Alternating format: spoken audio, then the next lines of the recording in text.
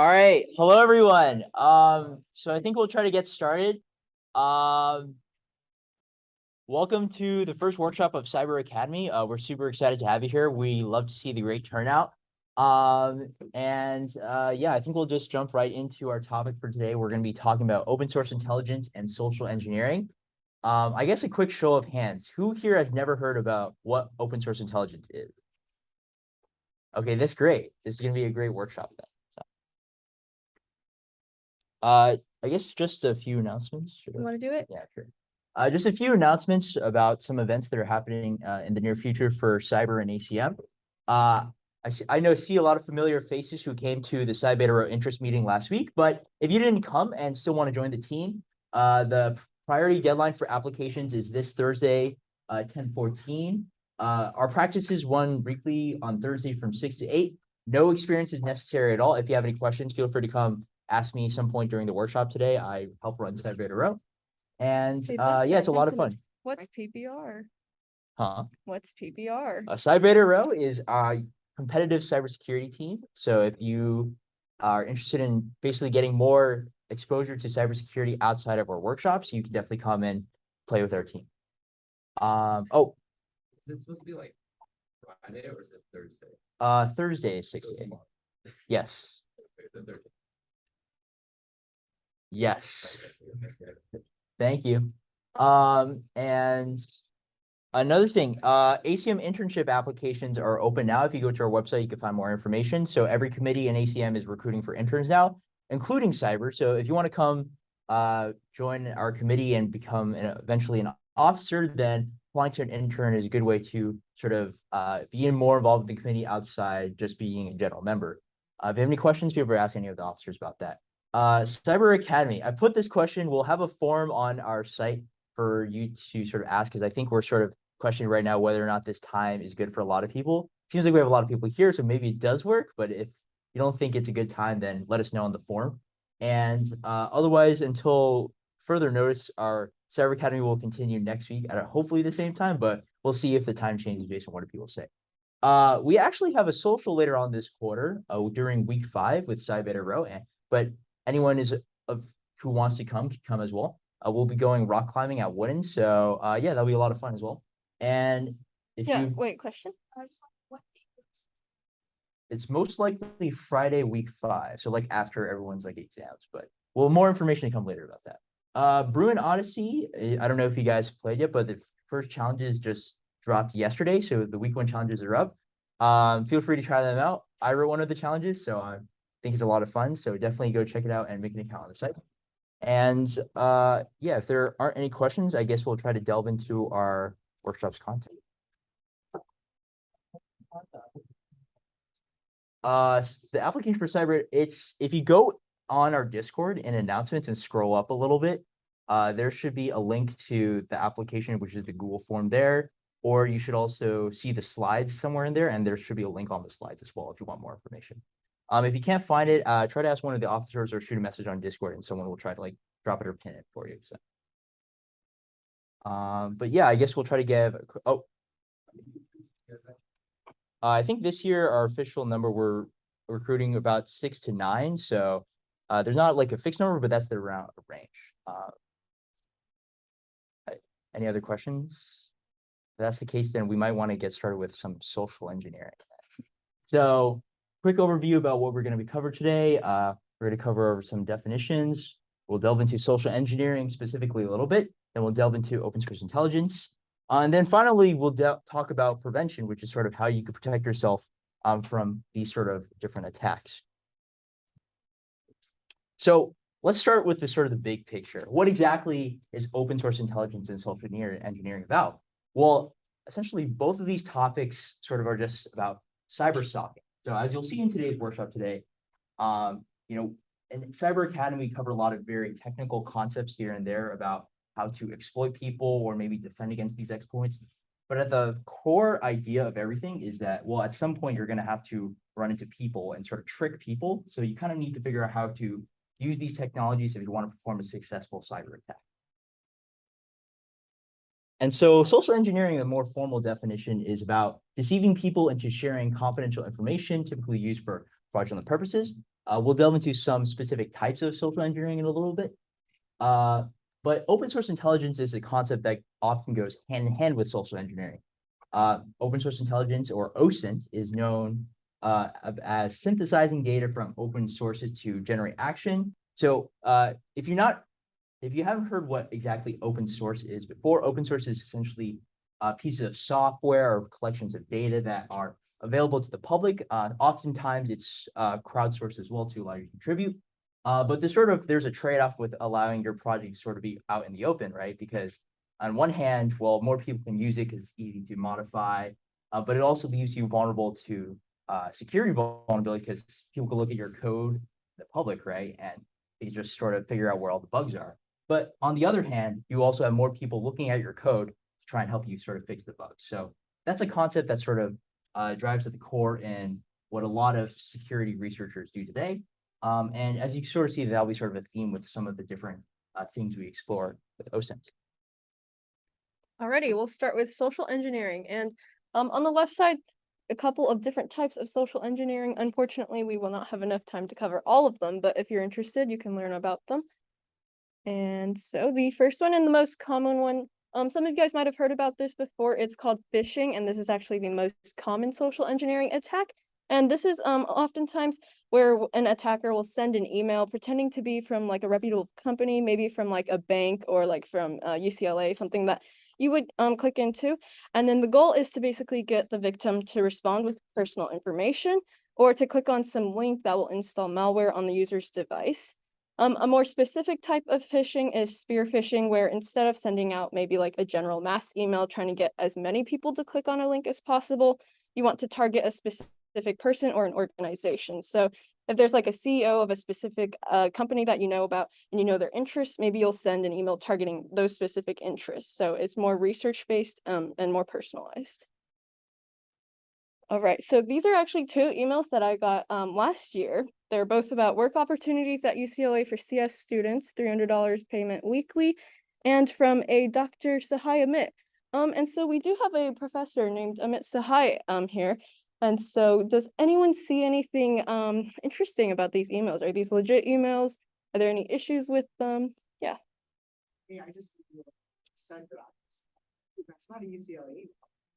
Yes, right here, the hollywoodwardshop@gmail.com. Very suspicious. Definitely UCLA associated. Anyone else notice? Yeah. Exactly. Yeah, you would expect that the sender would probably be the person looking for employees. Yes. Yeah. The formatting's also very all over the place. Over here we have like fonts in, I don't know, Calibri or something, and then other stuff. So those are all good. Any other things that you guys notice? Alrighty, well, here's a couple more. So you guys pointed out a lot of the good ones, the main ones. First of all, Hollywoodard, I'm pretty sure that's just a play on Hollywood. And so if you look it up, that person doesn't even exist. So that's a fun giveaway. And then you'll also notice that they switched the professor's first and last names. And so technically they wouldn't be, you can't say that they plagiarized his identity, stole his identity, because technically it's not him. And then you'll also notice that the phone numbers, they're not even UCLA code. UCLA would have a phone number of like 310, but these are both Michigan area codes. So maybe it's from like the same organization or something. I'm not sure. It's just a little sus. So these were going around a lot last year, so watch out for them. Oh, they are this year too? Always fun. Alrighty, and then another type we have is baiting, in which attackers will promise to give the victim something. So maybe you've gone on a website and you see a pop-up that's like, click here to get a free iPad or whatever, those type of pop-up ads. So those are an example. And then a new thing that's been developing recently has to do more with like hardware or like physical objects called USB baiting. And that's basically where USBs that look legit, but you can install malware onto devices once they're plugged in. So we actually have a really interesting example. I don't know how many of you guys have like iPhones or Apple products and you have like a lightning cable. Well, this is a very interesting Hi, I'm Kevin Mitnick. I'm Nova 4. do I just play it from here or are there speakers? Turn up the audio. Oh, wait. Chief Hacking Officer. Oh, okay. We'll just pay for I have something super exciting to share with you today. Here we have what looks like an ordinary lightning cable, but you know what? This is actually a malicious cable that could inject keystrokes onto your computer, download malware, and infect it. So, how would a bad guy get this cable into your organization? Well, they could do it physically. How many people have cables that are plugged in around their desk, in their drawers? What about an attacker that would buy a company employee a Pixel 3 phone that's coming out next week and actually shrink wrap the cable inside the box? And this sort of thing. There are many different ways a bad guy can get the cable inside the organization. So what happens when you plug in a malicious cable into your computer? Well, let me show you what happens. So what we're going to do is we're going to take this cable, we're going to plug it into this Windows 10 laptop. And this Windows 10 laptop has the latest release of McAfee antivirus. Its security patches have just been applied today.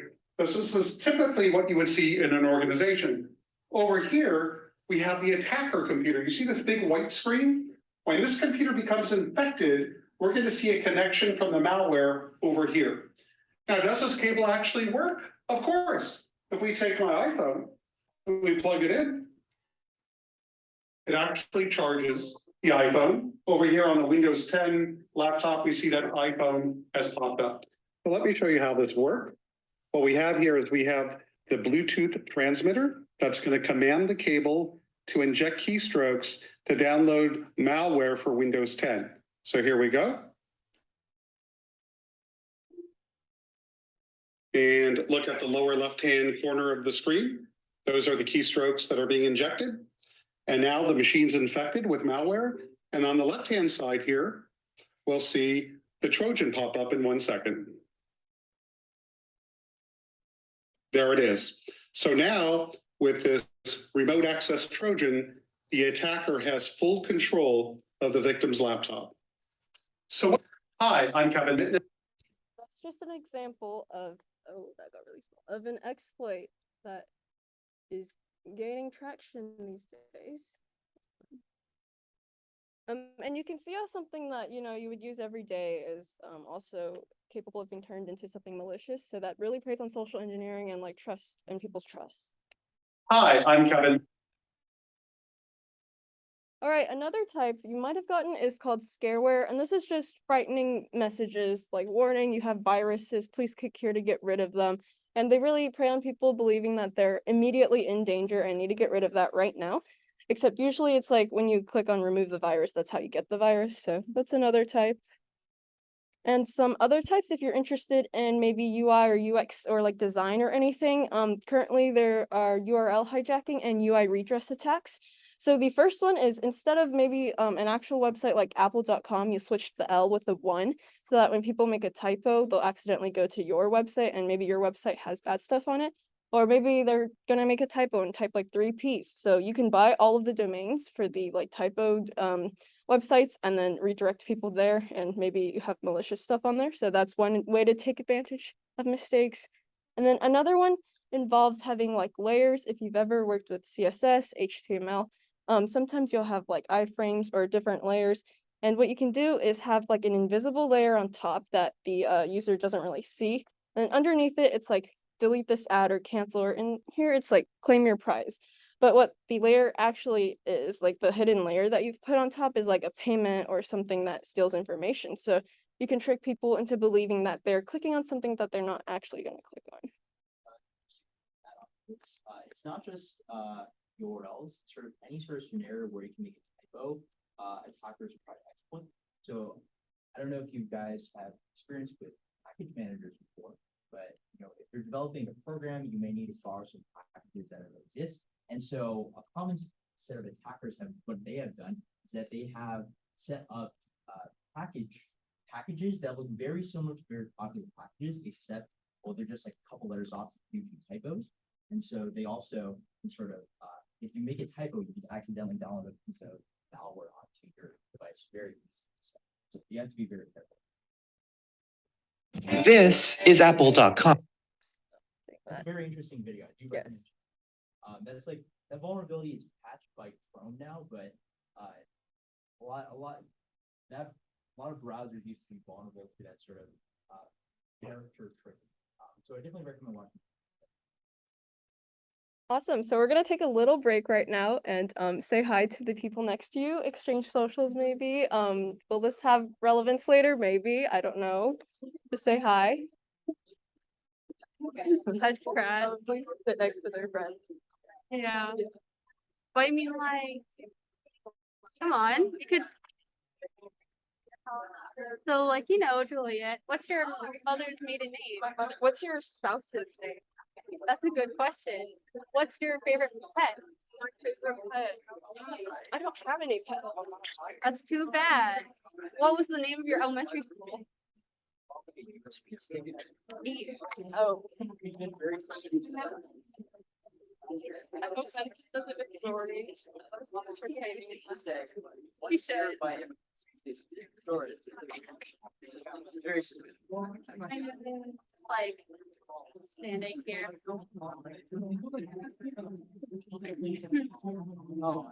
Should we talk to him?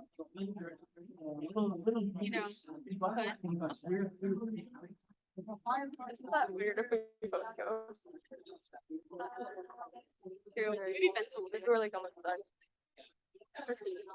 talking over there, not talking. We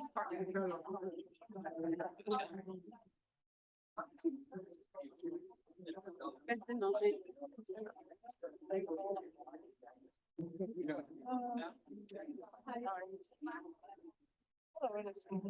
How long should we allow them to talk? Like maybe 2 to 3, 5 minutes? Another minute or two. Yeah. Let's go.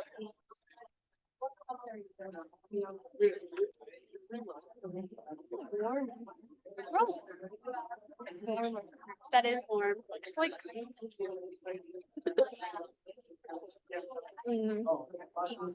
There's so many screens. I know. I kind of like enjoy it. Like I feel like if you knew how to use them all, this would be awesome. Yeah. Like you got your You also have computer. like the camera there and the camera there. No. It's like so much surveillance. Occurs to me they can hear us. It occurs to me that the audio's on. I know it does. Yeah, I'm not sure.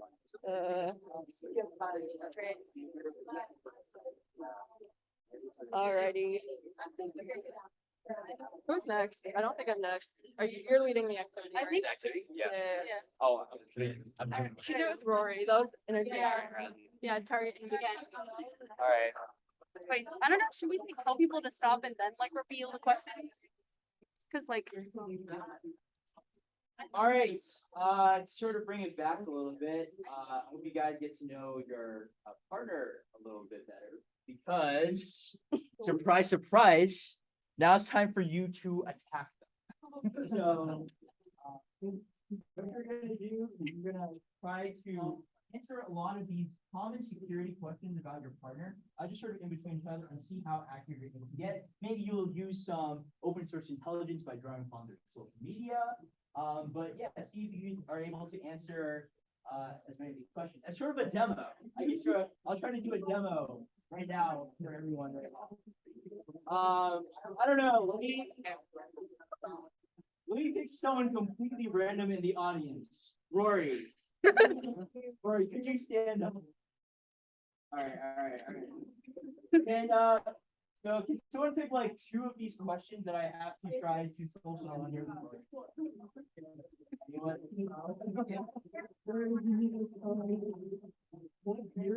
All right, anyone have one more? Where did you meet your Wait, where are you? Tell us here. All right, guys, you're about to see some elite social engineering. I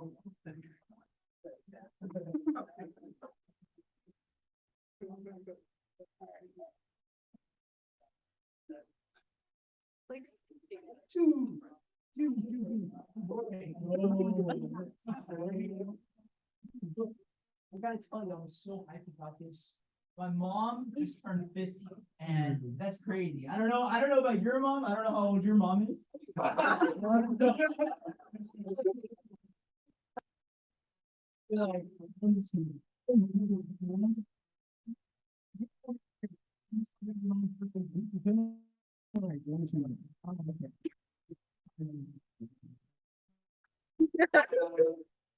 cool, that's cool. Yeah, I mean, we're celebrating my mom's birthday with my girlfriend. I don't know, like, when did you meet your spouse? Not sure. I mean, I haven't met my spouse yet, but my girlfriend, I met her week 1 of last year. All right, and now we're in, guys. We just had.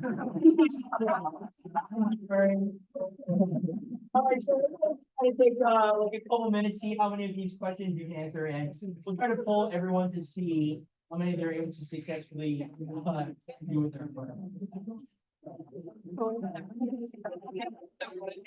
Nice job, Benson. Nice job. You should be an improv. I know, right? Oh, wait, you do public speaking, right? Oh, yeah. Right? Mock trial. Mock trial, sorry. Yeah. One of them.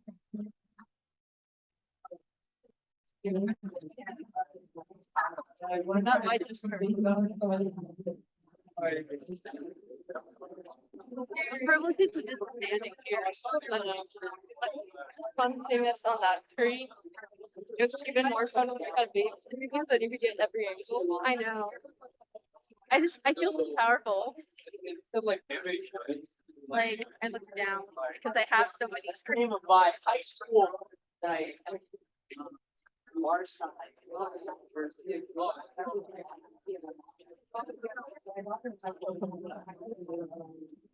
You have all this info on your On my LinkedIn. I have my high school. You could probably guess the city I was born from my high school. then in the elementary school, probably. No elementary school. No? But you could probably guess. I mean, there's like 6 or 7. But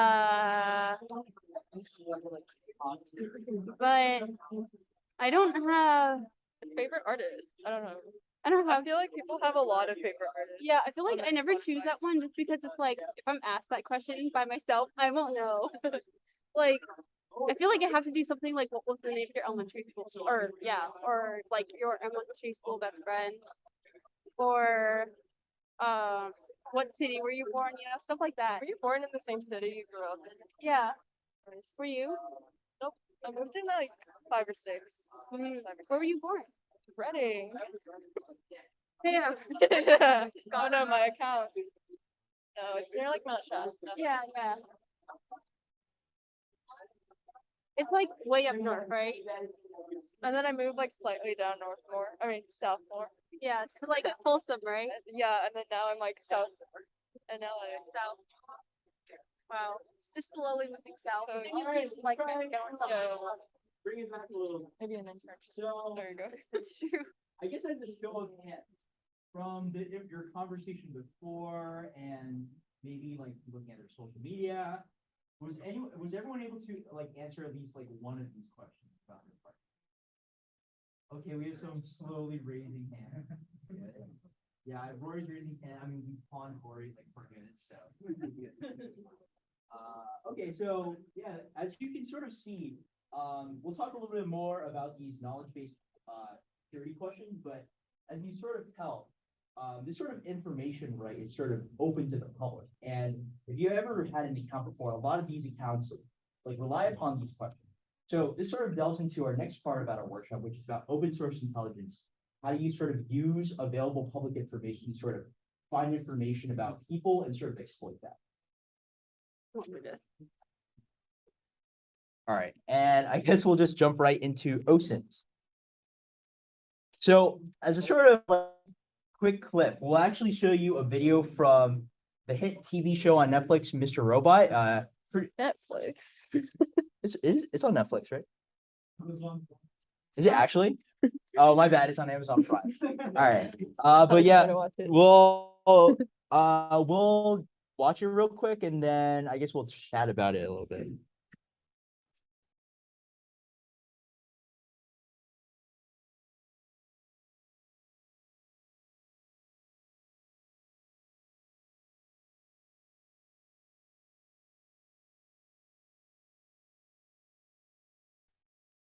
All right. So yeah, if you're trying to get watch some cool cyber related content outside of workshops, definitely recommend Mr. Robot. It's pretty good, pretty accurate actually too. But yeah, I guess let's talk about that example a little bit. Can anyone sort of highlight where maybe a point of public information was used to sort of gain entry or access in this particular exploit? They're trying to break into this, building, this like server farm, so they could, break some stuff. But I don't know if anyone wants to. Oh yeah. Oh okay. No, that's fine. But yeah, can anyone just name like maybe could point out one of the examples where they use something that's public or publicly accessible to sort of trick someone? Oh yeah. Okay, it looked like they internet time.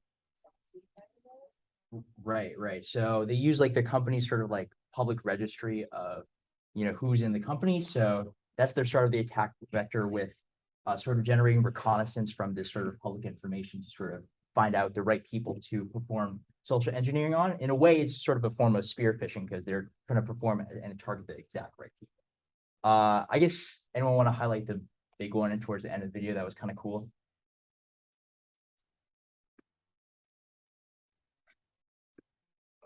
Yeah, they made a. Right, they made a fake Wikipedia article, which is we'll talk about it a little bit more, but that's kind of interesting. It's sort of like a lot of people rely upon Wikipedia for their information, even though we all take it with a grain of salt that it's sort of editable by anyone. But with that, you sort of can not only you sort of do the reverse, you can sort of take advantage of it if you're sort of a very interested social engineer. As a know-it-all and a hypochondriac. But with that, we're gonna delve into different types of open source intelligence. So one thing that is probably well known about the internet, you probably heard before, is that all the content on the internet is permanent, and there's a reason for that. The reason is that search engines like Google or web pages, they when they try to build their search engine queries, they use this piece of software called web crawler. What a web crawler does is that it basically goes to all the web pages on the internet and saves a copy of the HTML. And because it saves a copy, there are copies of whatever you put on the internet in some database somewhere in the world. And sometimes those can be publicly accessible if you take the right snapshots. So even if a website is taken down from a long time ago, snapshots of it most likely exist at some point in time. And one tool you can use is the Wayback Machine. So the Wayback Machine is this piece of, this app maintained by the Internet Archive. And essentially what it does, if we'll go to it real quick, is that it allows you to look at sort of any page on the internet at a previous point in time. So I don't know if anyone has a website they want us to go, back in time to take a look at or something. UCLA, okay. What is it? HTTPS UCLA.edu? Is that it? You could be like, what was it? Like, Oh, okay. There's a lot of Let's traffic. go for it. with 2013. 20. So as you can see, this is a pretty popular website. So there's like a lot of snapshots of it. Oh wow. All right. Maybe we'll What take. happened in December? All right. So let's see if we take a snapshot on see at the snapshot on December 1st. If we give it a second, if the internet here in Vulture will be friendly with me. Yes.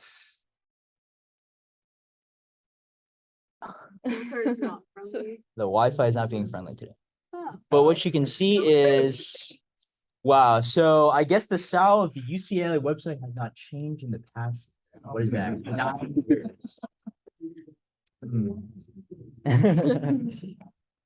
So good to know. Maybe we don't recognize some of these stars. Square. Look at that. Look at Foursquare. Foursquare, Instagram. So there you go. So, but what can this be used for, right? Well, a common one is that, people try to remove their internet profiles from social media at certain points in time. And what you can sometimes do, if there's enough snapshots of this particular URL, is you can go back and find information on these particular social media sites cached on the Internet Archive from a long time ago. The Internet Archive is just one example. There are actually many different resources out there, but this is the most common one you might see in, maybe similar like CTF stuff. This is 1997, by the way. Yeah, not much apparently. better either, I guess. And the next is sort of adding content to the internet, as we sort of saw in the video.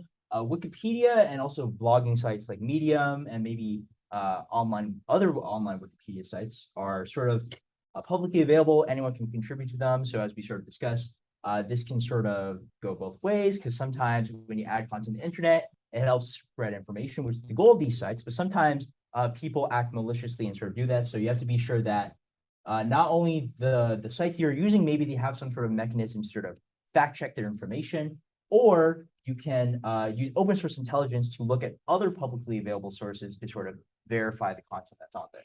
So to delve into sort of another concept that sort of touches upon using AI. So a common exploit that people use is that hackers sometimes need to generate online profiles for themselves. Maybe it's to send an email or, come up with like better names than Holly Woodward, right? So a common tool is that they use GANs, or generative adversarial neural networks. And what they can do is that this is a very popular site if you want to use this from. So this person does not exist. So as you can see from the site, this person does not exist, an AI generated from this. And if you reload the page, you can see another person that's generated. But these are pretty good because if you wanted to exploit a particular person, you could use this profile image to make like a fake Twitter or something like that. And you can, sort of generate an online profile for yourself, but use this ethically, hopefully. Yeah. Okay, so now I kind of want to get a little bit into location sharing, and you'll see why. So geolocation is just the identification of someone's location using their device and data collection technology. So I have some examples here. Like, for example, I don't know if anybody uses Snapchat, but I know they have like a lot of location sharing mechanisms, one of which is the Snap Map, which basically just shows you posts that are from a certain area. So that's kind of like one way you can use, one tool that you can use to find someone's location based on like something they post. But I also want to highlight some other ones, like I know my family uses Life 360. It's mostly just like, tracking your location, with sharing your location with a certain group of people. And as you can kind of tell from like the rest of this presentation, sharing your information is kind of bad, like especially something like your location, which can be used to as leverage against you, and we'll get to that later. But there's also like Pokemon Go. I don't know if you like remember 2016, but Benson made some very nice challenges about that. Basically, be careful what you share on Pokemon Go. This might be. Yes, you might be able to discern someone's location. But I'll leave that for the challenges.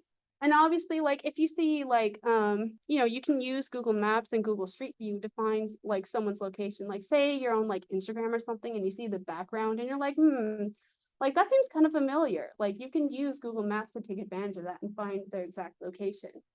And obviously you can also find location in metadata, EXIF metadata to be exact, which is attached to images that you share. So obviously, as you can see, he's 100 meters from your location and rapidly approaching. So don't share your location. So this comes to one of our first case studies. Number 15, Burger King foot lettuce. And Benson, would you like to explain the humor for those who don't know? I feel like you guys are first. Funny enough, one of the officers did not know this was go. I don't know if you heard of number 15, Burger King foot lettuce. The last thing you want is someone else's, your burger is someone else's foot, don't get it. But that's my people, you get it. Oh, I messed that up entirely. But yeah, someone else can repeat it back. Yeah, so Burger King foot lettuce. So, for those of you who don't know, it was a 2012 meme posted to 4chan. And basically, a Burger King employee posted this picture up there with standing in lettuce. And he was like, hey, this is the lettuce that you eat at Burger King. And obviously, people got really mad because they don't want to eat foot lettuce. So, they figured out his location because 4chan did not strip the EXIF metadata from the image. Remember how I talked about that? And people found his exact location, and the screen is covering it, but they've got a lot of people saying Mayfield Heights, Ohio. That one says Burger King info, 6251 Mayfield Road, Cleveland, Ohio. And yeah, basically someone called the manager and got him fired. So be careful what you share online, folks. I don't know what just happened. Okay, so this also leads me to you know, metadata and doxing. So, you know, so I've already talked about the metadata a little bit. Yeah, as you can see, this is an example of doxing. So basically, like, metadata is like, you know, information that's attached to files. So that can be like PDFs, like images, anything like that. And that can be used to find information like, you know, what location you shared it, as we saw before. But yeah, so you can use things you find on social media, like photos or like profiles, etc., like, to dox someone. So yeah, I don't know if you were on Twitter in like 2020 or yeah, 2020, and everyone was doxing each other. So yeah, that was OSINT. So that brings us to prevention. So, well, actually, this is technically an example, another example, but remember that activity that we asked you to do? So this is an application of that activity. So notice that these are just like different UCLA screens. These aren't really important, but what is important is that all you need to reset your password is your UID, the UCLA login ID, your date of birth, and an answer to a challenge question. So as you can see here, the challenge question is, what is your favorite actor, musician, or artist? Juliet. Just two quickly. Okay, yeah. So, just to go a little into detail, as to like where you can find this sort of information. Yeah. Some very covert, interesting questions. Just trying to get to know her. But yeah, so UCLA login ID, obviously, you can find that from your email. So like if you've ever emailed someone, that's their UCLA login ID. UID, you can find that on, like, you know, sometimes people put that on assignment, or obviously you can find on your Bruin card.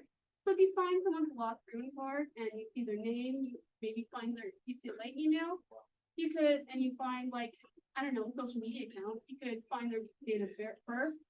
And maybe you can like DM them and be like, hey, what's your mother's maiden name? Be very clever. So conclusion, very easy to get a lot of information that can allow you to hack into someone's My UCLA account. So it is hanging on by a thread. Two-factor authentication. Do a push. But You actually go back. I'm going to go. So I think just to sort of emphasize this image a little bit, I think it may sort of, you know, pass over your eyes a little bit, but if you look very carefully, this is my UCLA. This is a photo I took this week, the screenshot. This is the exact authentication method that my UCLA account everyone in this room has is using today. So this sort of social engineering and these sort of security problems are very real and very problematic still. So literally today, as of right now, this very second, you are able, like anyone with, you know, a good knowledge of open source intelligence and social engineering is able to change your password on your account. You know, thank goodness that, you know, whoever manages IM here at UCLA is sane enough to include Duo push for two-factor authentication. But literally, there's only one factor stopping anyone breaking into your account. It is Duo push right now. But you're literally able to freely change someone else's password just based on this knowledge you define very well. And sort of, let's talk about how to sort of protect yourself from, you know, not ending up in the news or maybe the Daily Bruin about, oh no, I got hacked. So the first thing you want to do is you want to check your application's private policies, see what sort of information is being shared. try to limit to only sharing the information while using the application. Location sharing is a big one. A lot of applications like to grab your location while not using the app, which can sort of leave yourself vulnerable if so there's some sort of exploit run on the app. And the big one here, as you sort of see with the not only activity ran before, but also just this example we showed with my UCLA, it's try to limit the amount of applications that are purely based on knowledge-based questions. So as you can see, UCLA might need to update the security policy a little bit, but knowledge-based questions, if you do happen to use them, a better security practice is to sort of treat every sort of knowledge-based question as just another time for you to use a password. So instead of maybe saying, oh, my favorite artist is Taylor Swift, maybe what you want to put is, oh, my favorite artist is lowercase t at 10r0, right? Because that is then it becomes just another question of, okay, it's just another sort of password. So this leads an extra level of security while you sort of don't let yourself be vulnerable to open source intelligence and cyberstalk. And the last thing, of course, always make sure that if you accidentally post some valuable information on the internet, like, I don't know, oh, my birthday is this, because a lot of people want to share that with friends, make sure you don't have any sort of account that sort of is purely relying on this public information now. Otherwise, you may be very vulnerable to this.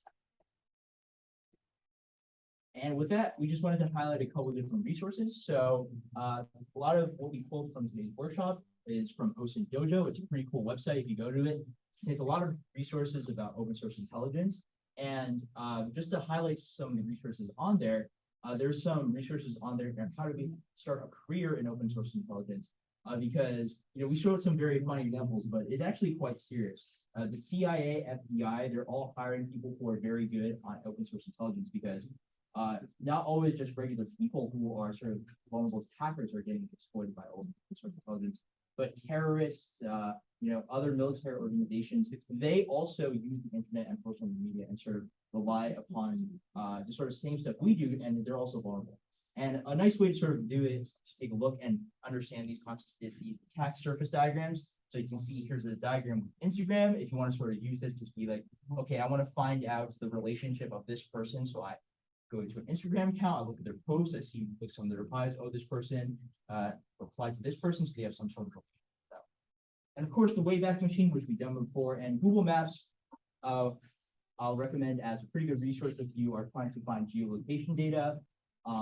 There are also a couple of different more fine-tuned maps. So there's the Snap map that was mentioned earlier, but there's also Pokemon Go. There's also another map that is very specific if you want to find out all the gyms, where all the gyms are in the world, but that would be, I don't know if that would be useful at all, but if you go to the next slide, what we have now is for you guys to try implementing some of your open source intelligence and social engineering skills. Now, if you go to acmcyber.com/challenges, we have posted some challenges that we have written dealing with open source intelligence. And if you submit some challenges to the scoreboard during Fall GM, the scoreboard has been reset. So Cyber Academy is now in session, and you can sort of start solving the challenges as fast as you can.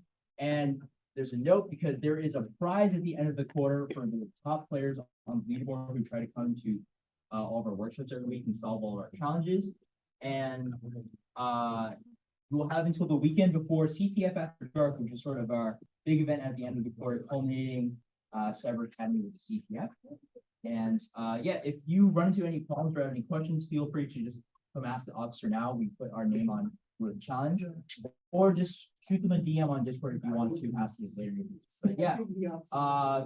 But let's go tackle these challenges. Feel free to do them together, and reach out if you have any questions.